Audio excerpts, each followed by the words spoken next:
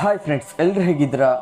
ಭಾರತ ದೇಶದಲ್ಲಿರುವ ಎಷ್ಟೋ ಸುಪ್ರಸಿದ್ಧ ದೇವಸ್ಥಾನಗಳಲ್ಲಿ ಶಬರಿಮಲೆಯ ಅಯ್ಯಪ್ಪ ದೇವಸ್ಥಾನ ಕೂಡ ಒಂದು.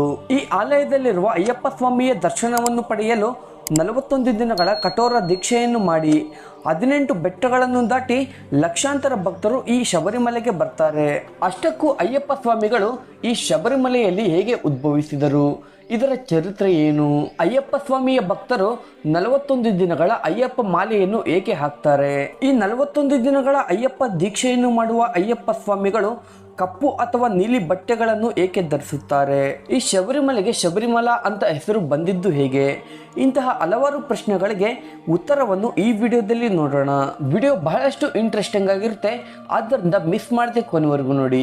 ನೀವೇನಾದರೂ ನಮ್ಮ ಚಾನಲ್ಗೆ ಫಸ್ಟ್ ಟೈಮ್ ವಿಸಿಟ್ ಮಾಡ್ತಾ ಇದ್ದರೆ ನಮ್ಮ ಚಾನಲ್ನ ತಪ್ಪದೆ ಸಬ್ಸ್ಕ್ರೈಬ್ ಮಾಡ್ಕೊಳ್ಳಿ ಮತ್ತು ನೋಟಿಫಿಕೇಶನ್ಸ್ಗಾಗಿ ಪಕ್ಕದಲ್ಲಿರುವ ಬೆಲ್ ಬಟನ್ ಅನ್ನು ಆನ್ ಮಾಡಿಟ್ಕೊಳ್ಳಿ. ಹಾಗೆ ವಿಡಿಯೋಗೊಂದು ಲೈಕ್ ಮಾಡಿ. ಒಂದು ದಿನ ಭಸ್ಮಾಸುರನು ಒಂಟಿ ಕಾಲಲ್ಲಿ ನಿಂತು ಮಹಾಶಿವನಿಗೋಸ್ಕರ ಘೋರವಾದ ತಪಸ್ಸನ್ನು ಮಾಡ್ತಾ ಇರ್ತಾನೆ.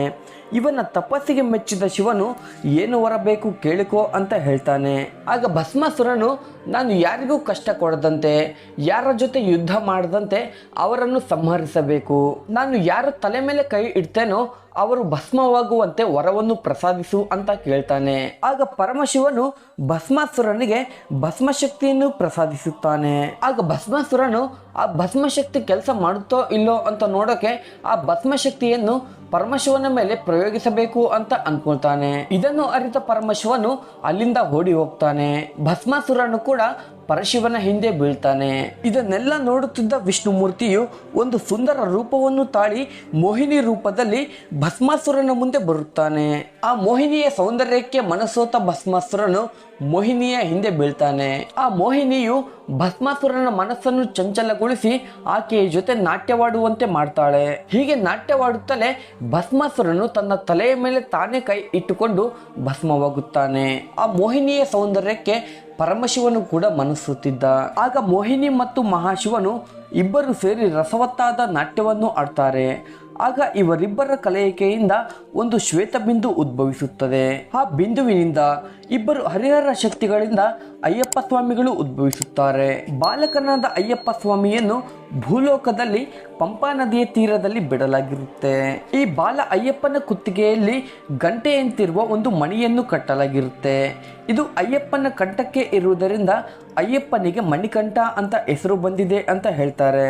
ಪಂಪಾ ನದಿಯ ತೀರದಲ್ಲಿ ಮಲಗಿದ್ದ ಈ ಪುಟ್ಟ ಬಾಲಕನನ್ನು ಅಲ್ಲೇ ಬೇಟೆಯಾಡಲು ಅಂತ ಬಂದಿದ್ದ ಪಂಜಲ ದೇಶದ ರಾಜ ರಾಜಶೇಖರನ ಕಣ್ಣು ಈ ಬಾಲಕನ ಮೇಲೆ ಬೀಳುತ್ತೆ.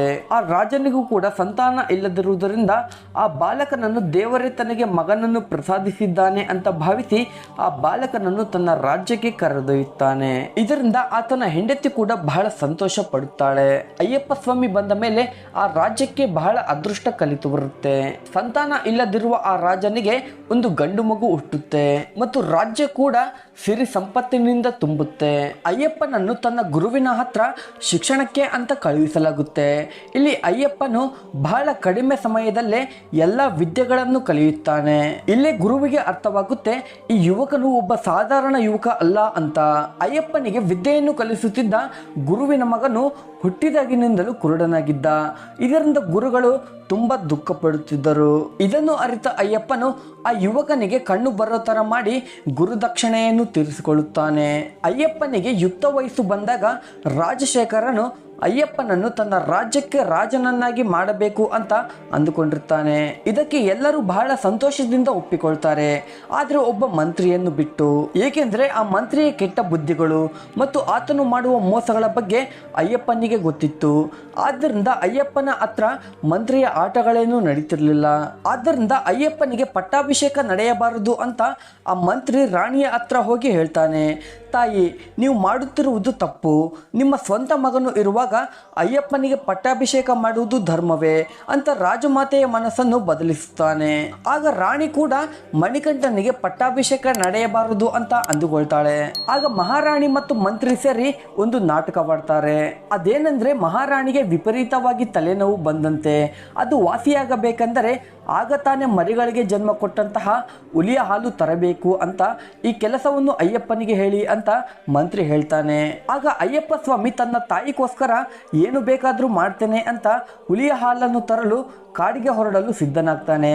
ಆದರೆ ಇದಕ್ಕೆ ರಾಜಶೇಖರನು ಒಪ್ಪೋದಿಲ್ಲ.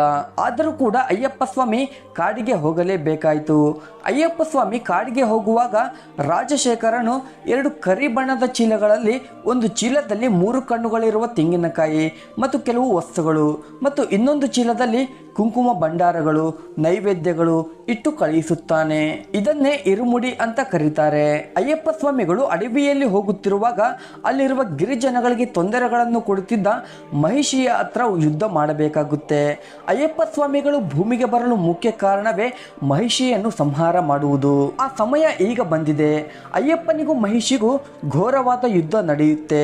ಈ ಇಬ್ಬರ ಹೋರಾಟಕ್ಕೆ ಗಿಡಮರಗಳೇ ಕೆಳಕ್ಕೆ ಹುರುಳುತ್ತಿವೆ. ಈ ಯುದ್ಧವನ್ನು ದೇವತೆಗಳು ಮೇಲಿಂದ ನೋಡ್ತಾ ಇದ್ದರು. ಈ ಯುದ್ಧದಲ್ಲಿ ಅಯ್ಯಪ್ಪ ಸ್ವಾಮಿ ಮಹಿಷಿಯನ್ನು ಸಂಹರಿಸುತ್ತಾನೆ. ಮಹಿಷಿಯ ದೇಹದಿಂದ ಲೀಲಾವತಿ ಎಂಬ ಒಬ್ಬ ಸೌಂದರ್ಯವತಿ ಉದ್ಭವಿಸುತ್ತಾಳೆ. ಆಕೆ ಅಯ್ಯಪ್ಪನನ್ನು ನನ್ನ ಮದುವೆಯಾಗು ಅಂತ ಕೋರುತ್ತಾಳೆ.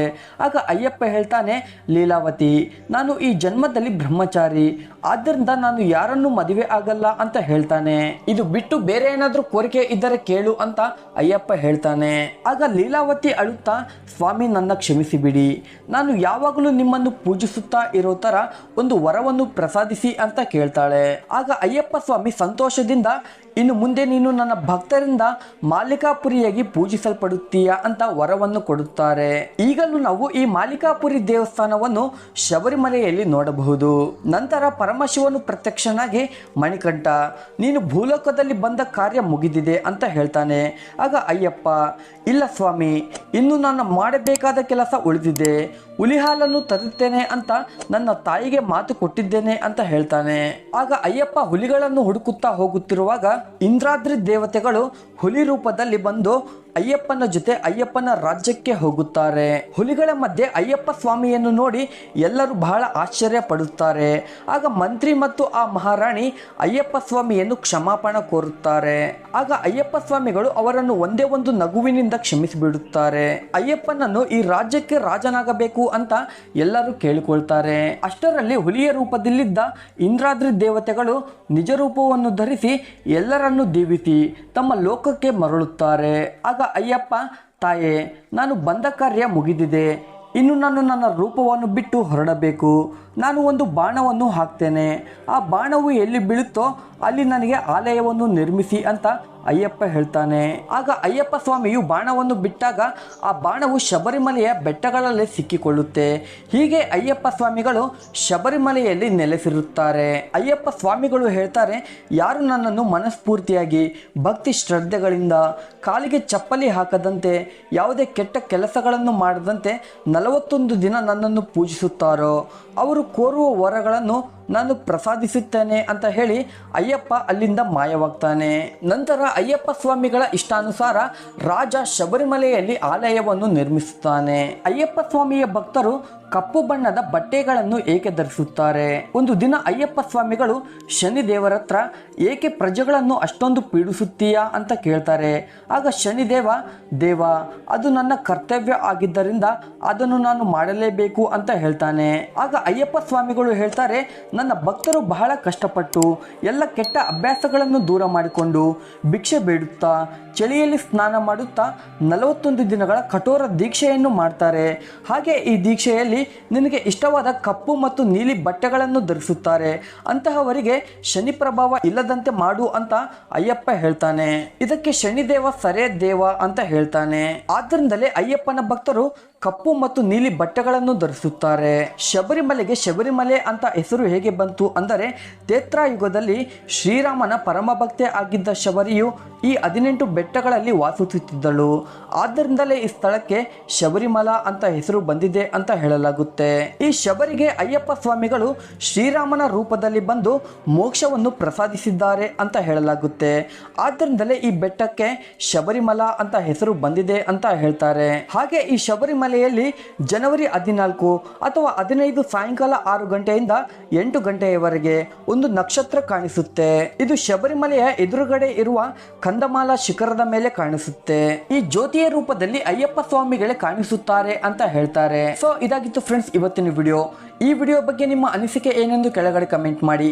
ಹಾಗೆ ವಿಡಿಯೋ ಇಷ್ಟವಾಗಿದ್ರೆ ವಿಡಿಯೋಗೊಂದು ಲೈಕ್ ಮಾಡಿ. ಹಾಗೆ ಚಾನಲ್ನ ತಪ್ಪದೆ ಸಬ್ಸ್ಕ್ರೈಬ್ ಮಾಡ್ಕೊಳ್ಳಿ. Thank you.